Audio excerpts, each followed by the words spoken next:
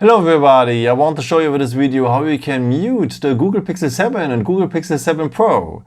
So it's not on the place where you might expect it if you're having another phone. Normally you have it here in the shortcuts and so on.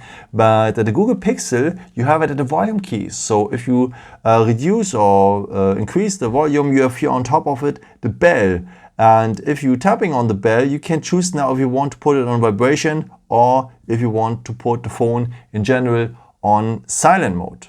But there's another nice mode to put the phone on silence.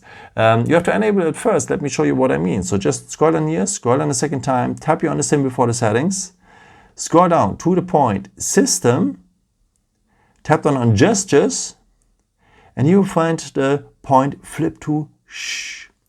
It is described here below as well.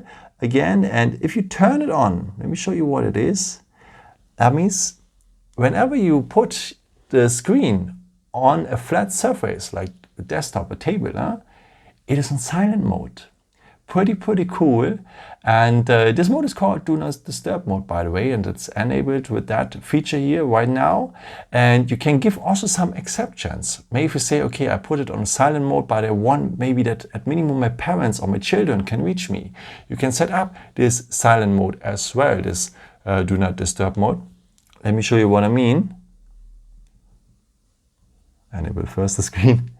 Okay, so scroll on here, scroll on again, and then you have this little shortcut here. So long press Do Not Disturb, and then you can give here some exceptions for people. So for contacts, maybe your parents or your children, as I have said, or also some apps if you want that some apps can reach you every time, also if the phone is in that Do Not Disturb mode. So as you can see, a pretty nice feature. And by the way, you can also schedule it, that it's maybe turned on automatically at night and so on. So you should check this area.